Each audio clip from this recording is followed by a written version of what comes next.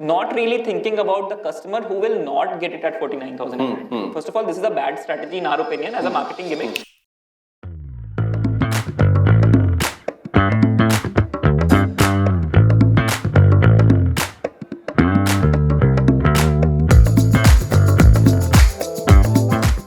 वो चीज़ बहुत ही intelligently I believe ओला ने किया। हाँ, एंड इवन वो जो डिफरेंस है ना, जो आप 1.4 और 1.8 वाली व्हीकल्स की आप बात कर रहे हो, उसमें these guys they don't come out and से कि मतलब अब जैसे अगर कोई उसको क्रिटिसाइज करता है तो जैसे भावेश अग्रवाल ने आकर के खुले में बोल दिया कि नहीं, तुम आकर के मेरे यहाँ काम कर लो, अगर तुम सॉल्व कर लो। Welcome to another episode of the BS podcast. The BS stands for brand shark, not bullshit. Today, I am Ankur Sharma, founder of Brand Shark. And I am Shekhar. I am the other founder at Brand Shark. As you have seen in thumbnail, this video is going to be Ola versus Ather. But we are not going to discuss कि ओला खरीदना है, एथर खरीदना है, कौन सी गाड़ी खरीदनी है, कौन सी जला देनी है। This is a pure branding discussion, जिसमें हम लोग डिस्कस करेंगे ब्रांड आइडेंटिटी क्या होता है और ब्रांड इमेज क्या होता है, how you can quickly derive someone's brand identity by looking at their digital presence। तो हम लोग इसमें ओला और एथर के ब्रांड आइडेंटिटी डिराइव करने की कोशिश करेंगे उनके करंट डिजिटल प्रेजेंस से। And if your brand image has got a hit, तो आप कैसे अपनी ब्रांड इमेज इम्प्रूव कर सकते हैं, उस पर हम लोग डिस्कशन करेंगे। So starting the discussion with brand identity versus brand image. पहले ये जानना बहुत ज़रूरी है कि मतलब it's a very interchangeable word actually. As brand identity को बहुत बार हम लोग ब्रांड इमेज से कंफ्यूज कर देते हैं। सो ब्रांड आइडेंटिटी वो होती है जो ब्रांड अपने लिए डिफाइन करता है बेस्ड ऑन वो अपने मैसेजिंग से, अपने लोगो से, अपने कलर पैलेट से, अपने थीम से, जो वो जिस टाइप की ब्रांड वॉइस में वो बात कर रहे हैं, जो टोनैलिटी है उनकी बात करने की, ये सब it all constitutes their brand identity. ये है बेसिकली जो ब्रांड अपने बारे में बताना चाहता है अपने कस्टमर को और पूरी दुनिया को कि वो क्या रिप्रेजेंट करता है। Brand image is the other way around. As a customer आप क्या परसीव करते हो ब्रांड के बारे में। जैसे अगर मैं एग्जांपल लूँ, सर्फ एक्सेल अपने बारे में बोलता है कि दाग अच्छे हैं, बट क्या आपको भी लगता है कि Surf Excel is synonymous to दाग अच्छे हैं? That becomes the conversation. So brand images, आप किसी ब्रांड के बारे में एज अ कंज्यूमर क्या सोचते हैं, एज अ कलेक्टिव मतलब उस ब्रांड की क्या इमेज है। और ये एक इम्पॉर्टेंट कंसेप्ट है, स्पेशली जो लोग नया स्टार्टअप कर रहे होते हैं या जो एक लेवल पे पहुंच गए कि कस्टमर उनको आइडेंटिफाई करने ले जाते हैं। आप अपने हिसाब से एक ब्रांड आइडेंटिटी क्रिएट करने की कोशिश करते हैं कि this is what I stand for, this is the problem which I am solving, which my customer resonates with, और उसके लिए मैं एक सोल्यूशन लेकर आया हूँ जो कस्टमर को पसंद आता है। उसको मैं कम्युनिकेट करने का ये मेरा एक तरीका है। लेकिन कई बार क्या होता है, जो आप बोलना चाहते हैं, जिस तरह से अपना ब्रांड दिखाना चाहते हैं, कस्टमर को वैसा वो ब्रांड लगता नहीं है। तो ये भी इंपॉर्टेंट होता है टू आइडेंटिफाई कि ब्रांड इमेज क्या है अभी। उसके हिसाब से you can tweak your brand identity also, और यू कैन मेक श्योर कि कहाँ आप गलत जा रहे हैं, जिससे आपकी ब्रांड आइडेंटिटी सही से कम अक्रॉस नहीं हो रही, आपके कस्टमर को समझ में नहीं आ रही। हाँ, देखो इन एन आइडियल वर्ल्ड यार दोनों चीज़ें सेम होनी चाहिए, राइट। एक मतलब how well you have done as a brand manager also depend on the fact कि आपका जो ब्रांड कम्युनिकेशन है, जो ब्रांड आइडेंटिटी आप अचीव करना चाहते हो, is the same as your brand image. Give example से let's discuss this Tata Tea का brand identity. Tata Tea is a very famous brand, of course, most of us have heard of it. I don't know, पता नहीं, बहुत सारे लोगों को शायद याद होगा, एक जागो रे करके उनका पहले कैंपेन चलता था, है ना। तो पहली बात तो टाटा टी का कोई ओके, सो एक चीज़ इसमें होती है कि ब्रांड अपने बारे में क्या बताता है आपको, ठीक है। तो ब्रांड की वैल्यूज़ क्या होती हैं, वो क्या कहना चाहता है अपने बारे में, वो आपको पता चलता है जब आप उसके बारे में थोड़ा रिसर्च करते हो। आप देखते हो कि ब्रांड किस टाइप के वर्ड्स यूज़ कर रहा है, बहुत बार ये उनकी वेबसाइट पे मिल जाता है। बट टाटा टी के केस में उनकी वेबसाइट पे वैसा कुछ है नहीं। अगर आप जाओगे तो टाटा कंज्यूमर, जो कि उसकी पेरेंट कंपनी है, उस पर आपको मिलेंगे कुछ वैल्यूज़ विच टॉक अबाउट आपकी इंटीग्रिटी, इक्विटी, ओनरशिप वगैरह वगैरह, है ना। तो वो कैसे ट्रांसलेट करती हैं, ये आपको एक जागोरे कैंपेन से बहुत अच्छे से पता चलता है। जागोरे कैंपेन अगर आपने देखा होगा तो it's all about social equity. मतलब वो बेसिकली बात कर रहे हैं कि वो मतलब फॉर एग्जांपल आप ब्राइब ले रहे हैं तो आप ब्राइब ना लीजिए, उसके अराउंड एक काफ़ी इंटरेस्टिंग, एक मोटिवेटिंग सा कैंपेन उन्होंने बिल्ड करा था। फिर उन्होंने बिल्ड करा था एक कैंपेन अराउंड जहाँ पे एक पॉलिटिशियन आता है वोट मांगने के लिए, and then the guy who is a normal who basically represents the general public, वो he is asking specific questions to the politician कि आपने क्या अचीव कर रखा है, आप उसके बारे में बताइए, and it's a very interesting innovative take on this. So one of the things that Tata Tea wanted to actually talk about or wanted to represent its brand is the social aspect of it. I think जो equity वाला aspect है, जो एक realism, एक ground to earth रहने वाला aspect है, वो लेकर के आना चाहते थे. और उसमें एक उनके कैंपेन्स में अच्छी चीज़ ये थी कि कई बार ब्रांड आइडेंटिटी लोग बहुत ही टैंजिबल चीज़ों में बना ले जाते हैं कि यदि आज की डेट में आपको ब्रांड आइडेंटिटी बनाने को बोला जाए एक चाय की, तो you will jump to the freshness of tea. कहाँ के आसाम से आई है चाय, या उस पर आप एकदम से बात करने लगेंगे.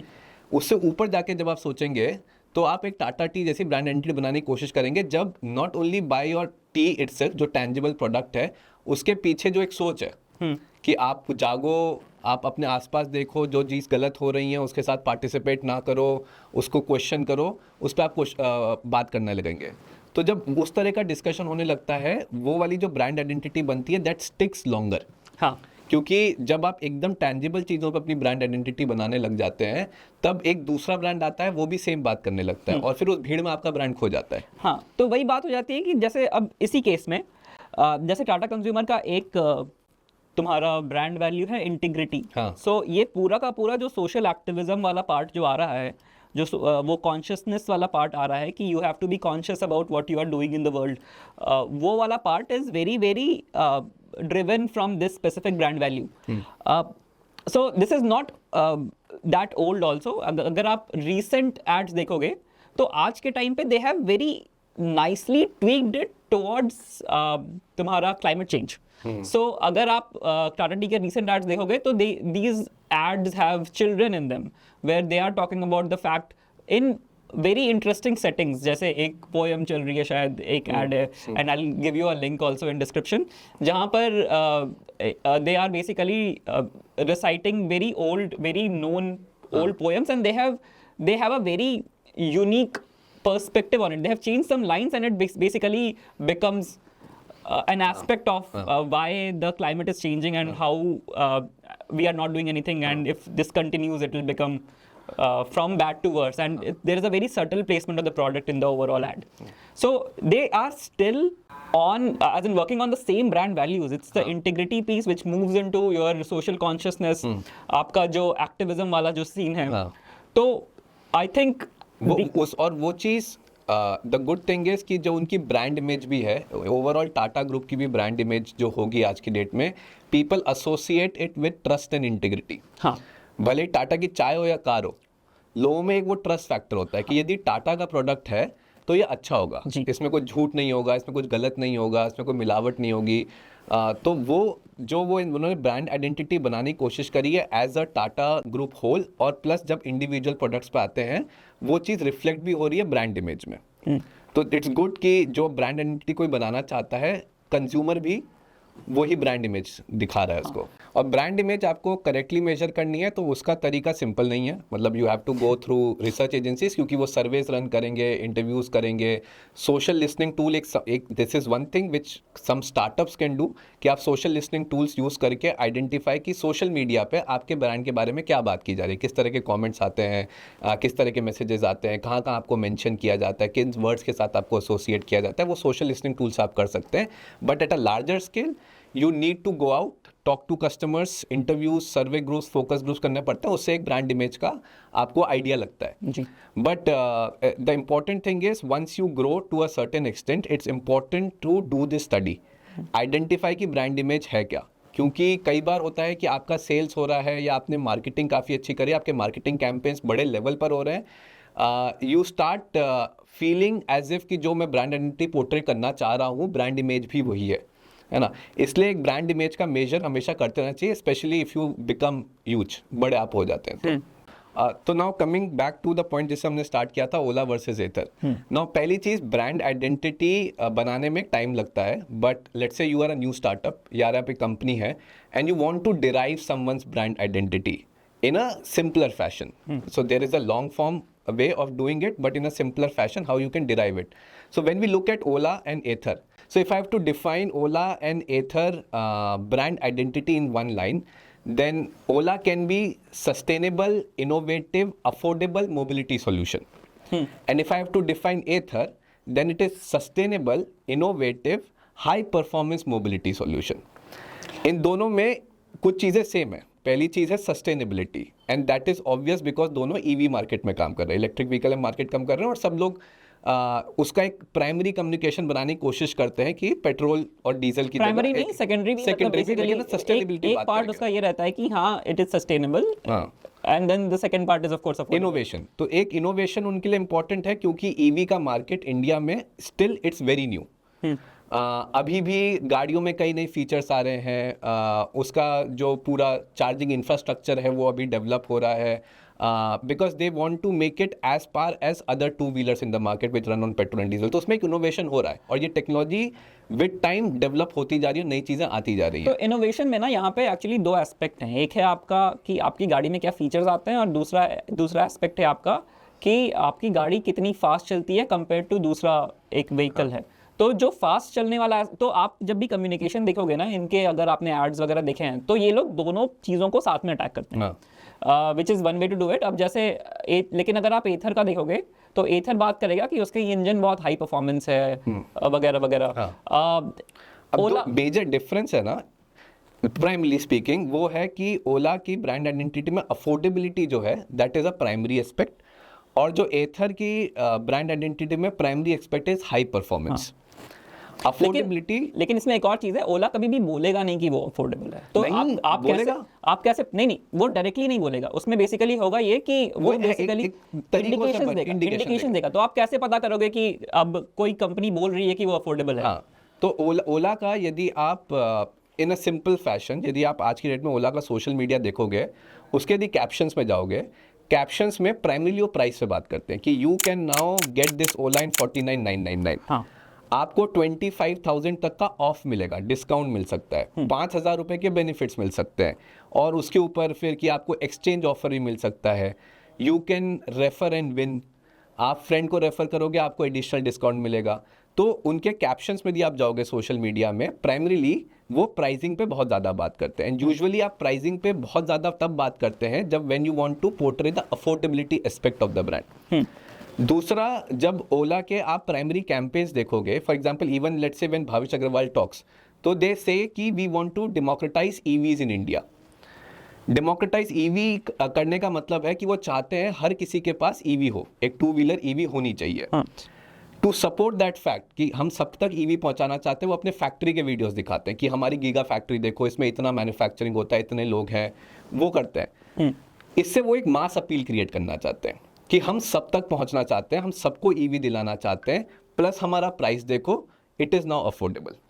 इसमें अब एक और चीज़ है, एथर भी सिमिलर चीज़ें बात करता है. अगर आप दूर से देखोगे तो आपको लगेगा कि वो सिमिलरली बात कर रहा है, लेकिन वो कभी भी डेमोक्रेटाइजिंग ईवी वाली बात नहीं करता है. उसके पास भी फैक्ट्री है, उसने बट उसका पॉइंट है कि हमने बहुत टाइम लगा करके बनाया. बल्कि आप पुराने अगर वीडियोस देखोगे एथर के, आप फाउंडर्स के पॉडकास्ट देखोगे, तो आपको पता चलेगा कि एक पॉइंट ऑफ टाइम पे they had limited their this thing कि वो कितने स्कूटर्स बना रहे हैं एक टाइम पे. I think the number was that they had the capacity to create 100,000 scooters and they were making only 2,000 per month because they were losing a lot of money and they wanted to reduce the amount of money that they were losing at that time, do some process innovation to reduce the amount of money they were spending on basically manufacturing per unit.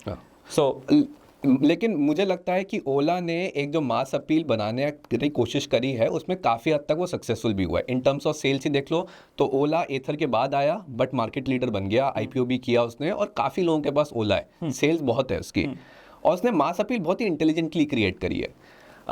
For example, even if you look at the type of testimonials they put on their digital channels from all walks of life, people who let's say are delivery boys, people who work in IT companies, people who are of let's say थोड़े old age के हैं, women है, men है, थोड़े proper urban area से like Bangalore है, non urban rural area से भी उन्होंने बात करी है, Tier 2 Tier 3 सिटीज़ की बात भी करी है. फिर उनका जब कंटेंट देखोगे ना सोशल मीडिया पे, one way you can create a mass appeal very easily in India is कि जिन लोगों के साथ लोग एसोसिएट करते हैं उस पर कंटेंट बनाओ. फॉर एग्जाम्पल, अभी पूरा फेस्टिवल टाइम आया था, ओला ने कंटेंट बनाया, नवरात्रा पे भी कंटेंट बनाया, उसने दिवाली पे कंटेंट बनाया, दशहरा पे कंटेंट बनाया, उसने डांडिया वांडिया पे भी कंटेंट बनाया, उसने आपका ये जो आता है धनतेरस पे भी कंटेंट बनाया।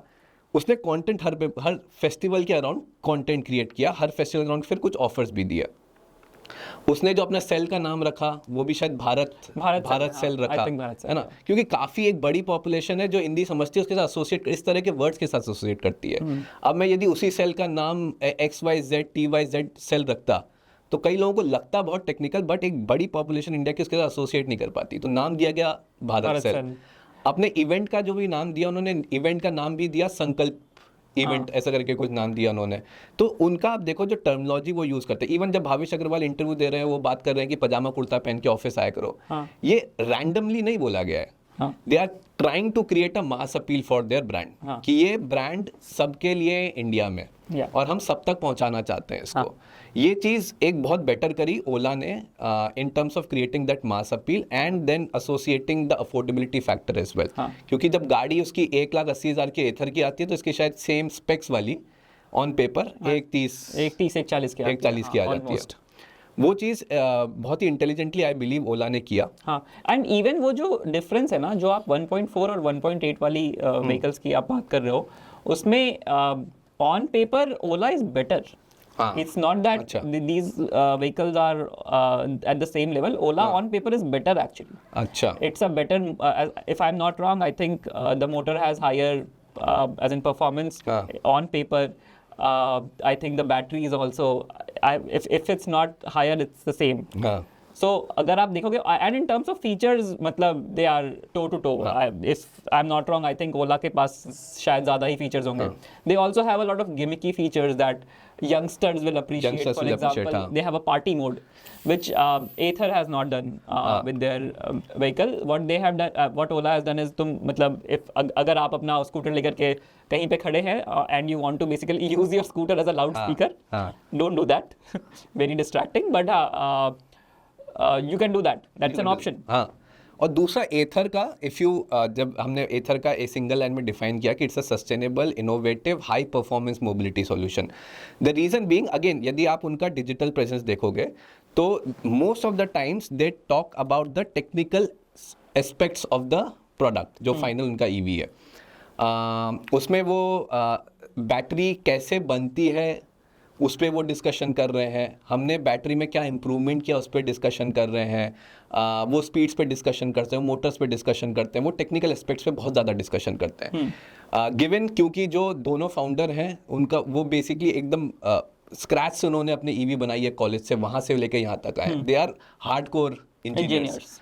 तो वो डिस्कशन करते हैं, बट द इशू इज़ कि वो डिस्कशन के साथ एक मास अपील क्रिएट करना बहुत डिफिकल्ट हो जाता है। हाँ. उसमें एक नीश क्रिएट कर सकते हैं आप, एंड आई बिलीव वो नीश वो लोग एक बहुत ही हाईली सोफिस्टिकेटेड अर्बन पॉपुलेशन के लिए शायद क्रिएट कर रहे हैं, जो मुझे लगा। फॉर एग्जांपल उनका स्नीकर हेड्स का कैंपेन, जिसमें उन्होंने एक कस्टम डिज़ाइन स्नीकर लॉन्च किया है अराउंड एथर। अब स्नीकर हेड्स का जो कॉन्सेप्ट है इंडिया में स्टिल वेरी न्यू, बहुत नया है, और वो भी आपको अप्रिशिएट करेंगे। हाँ, बहुत कम लोग अप्रिशिएट करेंगे, स्पेशली जेनजीज करेंगे, और मिलेनियल्स में भी जो थोड़े कम एज के लोग हैं वो अप्रिशिएट करेंगे स्नीकर हेड। स्नीकर हेड अभी भी एक बहुत बड़ा मूवमेंट नहीं है इंडिया में एटलीस्ट। हाँ, तो जब आप, और उनके एक कैंपेन मैंने देखा था जिसमें there was a guy, Gen Z guy, cool looking guy, पूरा उसने बाइकिंग का जैकेट पहना हुआ था। He got off from his bike and said कि मुझे बाइकिंग करना बहुत पसंद है, बट कई बार मैं थोड़ा leisurely laid back lazy drive करना चाहता हूँ, तो मैं एथर यूज़ करता हूँ ना। दैट गाय रिप्रेजेंट्स जेनजीज जो बहुत ही हाईली सोफिस्टिकेटेड है, कि कूल पॉप कल्चर के साथ वो एसोसिएट करते हैं, तो वहाँ पे वो मास अपील नहीं बना रहा है। ऑल्सो अगर आप डिज़ाइन लैंग्वेज की बात कर लो ना, आप देखो अगर एथर का डिज़ाइन लैंग्वेज और ओला का design language, I am not talking about the latest launches, for example Rizta, which is the newer age in the scooter that they recently launched, it still has an old scooter vibe to it. But if you look at the Ather 450, for example, and compare it to Ola S1, and look at the designs of these, Ather is much more, as in basically high tech. It looks futuristic. Yeah, that's Futuristic it's, sort of it's design, very हाँ. futuristic हाँ. compared to Ola, which has a much more classical design, I हाँ. think, in my opinion. Right. अब एक बड़ा difference जब अपन दिवाली के time compare कर रहे थे दोनों की वेबसाइट्स, दिवाली में आप देखोगे दोनों 25,000 के बेनिफिट्स दे रहे थे, हाँ. बट ओला लिख रहा था 25,000 रुपीज ऑफ. वो हाँ. ऑफ वर्ड यूज कर रहा था, हाँ, डिस्काउंट वर्ड यूज कर रहा था. कि डायरेक्टली मैं आपको ऑफ दे दूंगा. हाँ, और एथर बोल रहा था कि 25,000 रुपीज के बेनिफिट्स. एंड उसके ऊपर उन्होंने एक और कैंपेन करा था, इफ आई रिमेंबर करेक्टली, एक बॉस करके कैंपेन करा था, हाँ. तो जिसमें वो लोग मतलब बेसिकली और ज्यादा डिस्काउंट दे रहे थे, आई थिंक फॉर द हाँ. फर्स्ट 100 का people. It basically shows.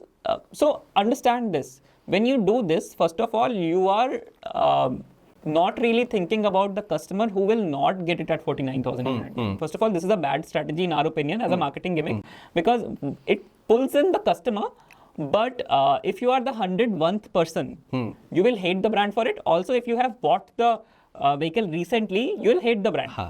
So it's a bad idea, but it's okay. We can come back to but it. एक चीज मुझे But जो the अच्छी discounting is लगी there. ओला के स्ट्रैटेजी में कि जो वो मास अपील बनाने में सक्सेसफुल रहा, मैक्सिमम लोग जो ईवी अडॉप्ट करने लगे टू व्हीलर में, वो ओला की ईवी अडॉप्ट करने लगे. हर काइंड ऑफ तबके के लोगों ने ओला खरीदने का पहले सोचा. वो चीज़ उन्होंने अच्छी करी, उनकी सेल्स बढ़ी, मार्केट लीडर बनने, आईपीओ बना, आईपीओ भी अच्छा खुला था. दैट्स अ डिफरेंट स्टोरी कि कहाँ वो ब्रांड इमेज खराब हो गई. जो वो ब्रांड आइडेंटिटी क्रिएट करने की कोशिश कर रहे थे कि we are democratising EV and we are a sustainable, innovative, affordable EV, that took a hit. और उसमें हुआ ये कि उनकी जो ब्रांड आइडेंटिटी थी वो कहीं पीछे छूट गई, और डिस्कशन अब ये होने लगा कि इनकी ईवीज, ओला की जो ईवीज हैं वो मतलब वो अच्छी नहीं है, उसकी सर्विस अच्छी नहीं है, आँख पकड़ लेगी, लॉन्ग टर्म में यूज़ नहीं कर सकता हूँ, मल्टीपल उसमें ग्लिचेस आएंगे, प्रॉब्लम्स आएंगी. अब उसके अराउंड एक पूरी ओला की इमेज बन गई. नहीं, एक और चीज़ है. So basically this is about, it's not just about quality, it's about how you approach the customer at large. So अब यहाँ पे जो कंप्लेंट्स एटलीस्ट मैंने सुने हैं वो 2-3 लेवल्स पे हैं. पहला कंप्लेन है कि जब आप ऑर्डर करने जाते हो तो आपको बहुत जल्दी से, बहुत प्यार से रख करके आपको ओला बेच दिया जाता है. उसके बाद आपको एक डिलीवरी डेट प्रॉमिस की जाती है और वो कभी भी उस डिलीवरी डेट पे नहीं पहुंचता है. हाँ. वो हमेशा उसमें कुछ ना कुछ डिले रहता है. वो 1 महीने का हो, वो 2 महीने का हो, वो 15 दिन का हो, बट वो डिले हमेशा आता है. उसके बाद आपने जब एक बार आपको जब एक बार ओला मिल गई, आपको कुछ प्रॉब्लम आई, तो आपको सेम लेवल की सर्विस आपको कभी नहीं मिलेगी सेल्स वर्सेस सपोर्ट के टाइम पे. जब आपने खरीद लिया, वापस जाओगे तो आपको लगेगा कि basically this is not the same place that I have come to. That is what I have heard from people who go. उसने लेकिन इनिशियली किया नहीं ना कि अच्छा मास अपील बना के मैन्युफैक्चरिंग कैपेसिटी खूब रखी, डिलीवरी कैपेसिटी खूब रखी, लोगों तक उसने ईवी पहुंचा दी विदाउट थिंकिंग कि जब वो आफ्टर सर्विस वाली बात आएगी, आफ्टर डिलीवरी वाली बात जब आएगी, सर्विस वाली बात आएगी, तब क्या होगा. हाँ. शुरुआत में बहुत न्यूज़ आई थी कि ओला की ईवी ने आग पकड़ ली है, लोग ओला की ईवी घसीटते ले जा रहे थे. ये प्री आईपीओ भी डिस्कशन हुआ था. बल्कि अभी आई थिंक एक हफ्ते पहले मैं एक वीडियो देख रहा था जहाँ पे अभी रिसेंटली बैंगलोर में एक और आग पकड़ ली. ओला के स्टोर के बाहर ही एक ईवी ने आग पकड़ ली. लेकिन ये प्री आईपीओ भी खूब डिस्कशन था, बट उस टाइम इनके जो कैंपेन्स थे वो इतने बड़े थे कि वो डिस्कशन कहीं छुप गया. लेकिन रीसेंट टाइम्स में जब ये न्यूज़ आई, उसके ऊपर से फिर एक एनडीटीवी का वीडियो आया जिसमें उसने कवर किया कि ओला के सर्विसेज ख़राब हैं, ओला के सर्विस सेंटर के पास गाड़ियां पड़ी हुई हैं, 80,000 कंप्लेंट्स चली रही हैं. फिर कुणाल कामरा का ट्वीट आ गया और I don't know what happened with Ola. Ideally तो स्टेटमेंट ओला के पीआर एजेंसी के थ्रू जाना चाहिए था, but the founder himself started replying to Kunal Kamra and sounded very rude at that time. वो चीज़ ने ज़्यादा हिट किया है ओला की ब्रांड इमेज को, जो ये रीसेंट टाइम्स के चीज़ें हुई हैं. तो that's what we are discussing कि ब्रांड इमेज कई बार इवेंट पे बेस्ड होती है.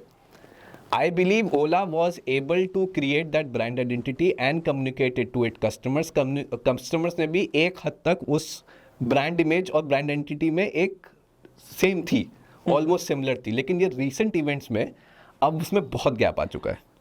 Especially your innovation and sustainable aspect of your brand identity is lost.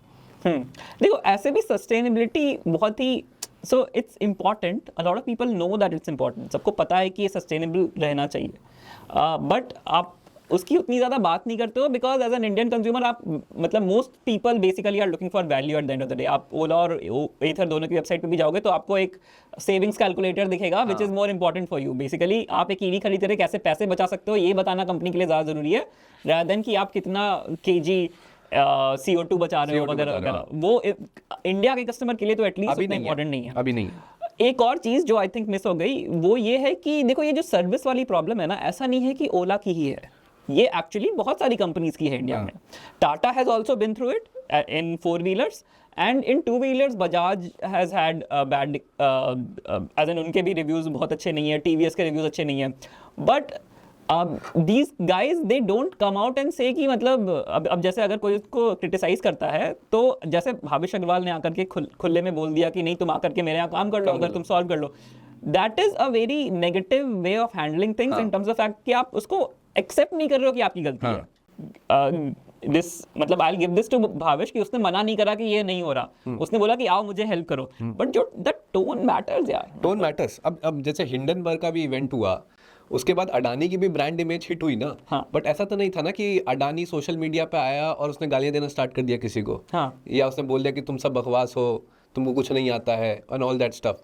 वो चीज़ नहीं होती है। क्योंकि जब भी आप एक लेवल पे पहुंच जाते हैं जहाँ पे किसी एक इवेंट से आपकी ब्रांड इमेज हिट हो सकती है पुअरली और उससे आपके बिजनेस पे इम्पैक्ट पड़ सकता है, तो there is a process to handle that particular event and come back from that event और आपकी ब्रांड इमेज इंप्रूव करने का तरीका होता है। सेम इवेंट कैडबरी के साथ हुआ 2003 में कि कैडबरी की चॉकलेट्स में कीड़े निकले, बट ऐसा नहीं था ना कि उसके निकलने के बाद उन्होंने जो रिसर्च या जो टेस्टिंग एजेंसीज है उनको बोला कि नहीं तुम खराब हो, तुमको कुछ नहीं मालूम है, या फिर ये बोला हो कि मेरे कॉम्पिटिटर ने पैसा खिलाया, कंपनी ने पैसा खिलाया इसलिए तुम बोल रहे हो। वो तरीका नहीं है। हाँ। उन्होंने उससे रिकवर किया। 2015 में मैगी के साथ हुआ था जब ये न्यूज़ रिपोर्ट आई थी कि उनका लेड कंटेंट बहुत ज़्यादा है मैगी में। लोगों ने मैगी खाना छोड़ दिया था, मैगी का अगेंस्ट पूरा एक पूरे मूवमेंट हो गए थे। बट उसमें ये नहीं था ना कि Maggi started blaming customers themselves कि नहीं तुमको मालूम ही नहीं है, या रिसर्च टेस्टिंग एजेंसीज को नहीं तुमको मालूम ही नहीं है कैसे टेस्ट करना चाहिए।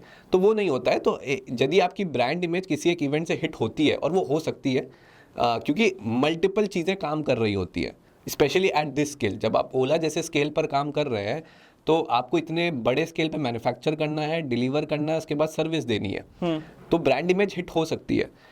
इन such situations usually crisis management companies जो है या PR कंपनीज जो है वो आपकी हेल्प करती हैं, and there is a framework to it. यदि आप वो फ्रेमवर्क फॉलो करोगे तो उससे आपकी brand image with time improve होती है।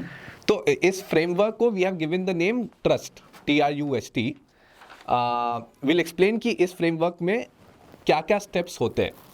हाँ, तो पहला जो पार्ट है ट्रस्ट का, T is about transparency and communication. अगर कोई बोल रहा है आपको आकर के कि ये प्रॉब्लम है, हो ना हो, the person at the end of the dialogue is basically currently feeling cheated. तो सबसे पहला काम एज अ ब्रांड आपका है, he is a potential customer and potential or he's already a customer or he's a potential customer whatever। तो अगर उसको cheated feel हो रहा है तो पहले तो आपको ये बताना पड़ेगा कि मतलब आपको पहले उसकी बात सुननी पड़ेगी। हाँ। आपको वो ट्रांसपेरेंसी क्रिएट करनी पड़ेगी कि देखो मैं हूँ यहाँ पे, मैं तुम्हारी बात सुन रहा हूँ, and I will be as transparent as possible and I will communicate with you about it. हाँ, फॉर एग्जाम्पल यदि ओला के केस में ही यदि कुणाल कामरा का ट्वीट आता और बोलता कि इतनी कंप्लेंट्स हैं और ओला की सर्विस खराब है, ideally you should have come openly publicly, आप आए और बोले कि we understand there are some issues going on and we are trying to solve those issues. यदि आप उसको एक्सेप्ट करते हैं कि हाँ कोई इशू है और हम उसकी तरफ काम करना चाहते हैं, तो उससे जिसको प्रॉब्लम है वो भी आपकी सुनेगा फिर। हाँ, वो भी रुकेगा। एक्नॉलेज करिए और फिर असेस करिए कि क्या सामने वाला जो बोल रहा है वो सही बोल रहा है। अगर वो सही नहीं बोल रहा है तो उसको भी पुट अक्रॉस करने का एक तरीका होता है। आपको उसको एक, बिकॉज वो सामने वाला अभी आपकी बात सुनने को तैयार नहीं है, तो उसको एक तरीके से आपको अपने पॉइंट को रखना पड़ेगा। तो स्टेप 1 में आपका ट्रांसपेरेंसी और कम्युनिकेशन बहुत इंपॉर्टेंट है। और कम्युनिकेशन करने के लिए आप सोशल मीडिया यूज करो, आप प्रेस रिलीजेस यूज करो, अपने स्पोक्स पर्सन को जाने के लिए बोलो, आप इंटरव्यूज में जाओ, लेकिन उस चीज को एक्नॉलेज करो और उसको एड्रेस करो। छुपने की जरूरत नहीं है। हाँ। और किसी को गलत ठहराने की जरूरत नहीं है। Acknowledge it and address it. हाँ, देन आता है आपका सेकंड पार्ट, ट्रस्ट का R, which is about remediation and corrective action। Idea is कि आपको अब आपने एक बार एक्नॉलेज कर लिया कि हाँ ये प्रॉब्लम है, अब क्या? अब आपको बेसिकली सामने वाले को बताना पड़ेगा कि मैं तैयार हूँ इस पे काम करने के लिए। These are the steps, action items, real steps जो आप ले सकते हो।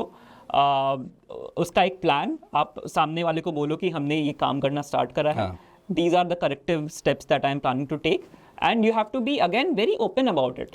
If there is some dialogue coming from the other way कि हाँ आप ये भी कर सकते हो, आपने ये क्यों नहीं किया, you cannot take it negatively at this point because आपका already image is down हाँ at this time. इसमें अगेन जो कैडबरी ने किया, कैडबरी ने करेक्टिव मेजर लिया कि let's go back to the factory, वहाँ चेक करते हैं कि कहाँ पर इशू आया QC करने में, कहाँ पर मिस्टेक हो गई जिसके कारण चॉकलेट्स में कीड़े निकल गए। Same happened with Maggi. Maggi आया, उसने एक्नॉलेज किया, उसके बाद again they went through a whole testing phase, उन्होंने इंटरनल भी टेस्टिंग कराया। बेसिकली रूट कॉज और आइडेंटिफाई सॉल्यूशन निकालो। इन केस ऑफ ओला भी ऐसा नहीं है कि ओला जानबूझ के सर्विस नहीं देना चाहता होगा, maybe there are operational issues जिसके कारण ओला आज की डेट में सर्विस नहीं दे पा, स्केल इतना बड़ा हो गया, सर्विस नहीं है करने के लिए लोग, मे बी मैन पावर नहीं है, मे बी इतने सर्विस सेंटर्स नहीं है जिसके कारण वो service, so there can be issues. तो you need to identify the issues and take corrective measures. और ज़रूरी नहीं है कि जो आप आज मेजर ले रहे हैं वो इमीडिएटली चीज़ें ठीक हो जाएंगी, but at least now you are publicly saying कि मैंने एक्नॉलेज करी आपकी प्रॉब्लम, मैंने इशू एक आइडेंटिफाई किया और मैं करेक्टिव मेजर ले रहा हूँ, and the customer can now trust you because of this. So यहाँ पे ना कस्टमर सपोर्ट बहुत इंपॉर्टेंट हो जाता है। So for example in case of Ola, what they should have done is basically, अगर देखो सबसे पहले तो अगर आप रिफंड कर सकते हो या फिर आप प्रोडक्ट एक्सचेंज प्रॉमिस कर सकते हो तो वो बहुत वो that will be the best. But बहुत बार because of multiple reasons, because of again it's a huge cost to Ola, अगर वो नहीं है, अगर आप वो तैयार नहीं हो करने के लिए, तो you have to then come out with an action plan around the customer service. आपको basically बोलना पड़ेगा कि हम आपके पास, for example, there could be a campaign around कि हम आपके पास आकर के आपकी ओला को सर्विस करेंगे, which would basically show that that Ola is listening and it's ready to serve the customer at its doorstep. आपको कहीं जाने की जरूरत नहीं है, हम आपके पास आकर के आपकी प्रॉब्लम ठीक करेंगे, which would have changed a lot of conversation around the brand. ओला का ही बहुत सारा चेंज हो जाता है। इंस्टेड व्हाट ओला डिड कि उसने वो पुरानी 10,000 कंप्लेंट्स बंद करके कुछ नई कंप्लेंट्स खोल दी and then they went online and said कि हमारे ये 10,000 कंप्लेंट्स सॉल्व कर दी, वो नहीं है तरीका। एक्चुअली तरीका ये है कि वो तो लीगल इशू से कारण नहीं कर रहा था, हाँ, मतलब बट अब यदि आपका प्रॉब्लम है तो आप एक्नॉलेज कर लो, एक प्रॉब्लम है, मैंने ये इशू आइडेंटिफाई किया, अब मैं करेक्टिव मेजर्स के राउंड ले रहा हूँ। हाँ। नेक्स्ट है आपका ट्रस्ट में यू, हाँ, which is unifying your brand values. कई बार क्या होता है, आप एक ब्रांड आइडेंटिटी या एक ब्रांड वैल्यूज के साथ स्टार्ट करते हैं और विथ स्केलिंग अप मार्केटिंग करते हुए आप कहीं खो जाते हैं, आप भूल जाते हैं कि मैं किस वैल्यू पर था, क्या मैं वैल्यू अपनी कम्युनिकेट कर रहा था कस्टमर को, है ना। When you are talking about democratising EV और giving EVs to every Indian, है ना, मैं हर हिंदुस्तानी तक अपनी गाड़ी लेना चाहता हूँ, मैं चाहता हूँ हर हिंदुस्तानी प्राउडली कह सके कि ये मेड इन इंडिया ईवी है, वो आपकी ब्रांड वैल्यूज थी कि मैं प्राउडली कह सकूँ कि ये मेड इन इंडिया ईवी और मैं इसको ओन करता हूँ। सडनली वो गायब हो गया, ब्रांड आइडेंटिटी आपकी बेसिकली ब्रांड से अलग हो चुकी है इस पॉइंट ऑफ टाइम पे। Now you need to come back to the basics कि क्या मेरी ब्रांड वैल्यू थी। Now you need to unify those brand values again, है ना। जैसे इसमें आप दो चीज़ें कर सकते हैं। एक तो पहले आपने आइडेंटिफाई कर लिया कि मेरी कोर वैल्यूज़ है क्या, उसको फिर आपको कम्युनिकेट करना है। उसके लिए आप करो partnerships. Very good case Cadbury ने जब ये आइडेंटिफाई करा इशू, उसने टेस्टिंग करा, पता चला कहाँ पे उसकी खराबी है, उसने उसको ठीक किया, उसके बाद उसने फैक्ट्री के टूर करवाए, फिर वो लेके आया अमिताभ बच्चन को, और Amitabh Bachchan came and said कि ये सेफ है, ये अच्छा है ना। तो वो अपने जो ब्रांड वैल्यूज थे उसको वापस लेके आए और उसको वो कम्युनिकेट कर पाए, वो दिखा पाए लोगों को। तो दैट इज़ इम्पॉर्टेंट कि आप यूनिफाई करो अपनी ब्रांड वैल्यूज़ को और फिर से उसको कम्युनिकेट करो अपने कस्टमर्स को। इसके बाद आता है आपका ट्रस्ट में S, which is mostly about strategic recovery campaign. अब जैसे आपका मतलब अभी आप जो कर रहे थे अभी तक, वो आपका क्या कहते हैं उसको, क्राइसिस मैनेजमेंट। हाँ। अभी तक आपने बेसिकली जो करा है इट्स अराउंड कि हाँ मेरे से गलती हो गई, मैं ये ठीक कर दूंगा, और मतलब आप उसको अपने ब्रांड वैल्यूज़ के अराउंड आप एक कम्युनिकेशन बिल्ड करने की कोशिश कर रहे हो कि हाँ मैं I am here for you, आप एक कस्टमर को बोल रहे हो कि आप मुझे ट्रस्ट कर सकते हो अभी भी। अब आती है बात, जो आपकी इमेज डाउन हो गई है उसको वापस अप करने की, इसके लिए आपको एक स्ट्रैटेजिक कैंपेन चाहिए।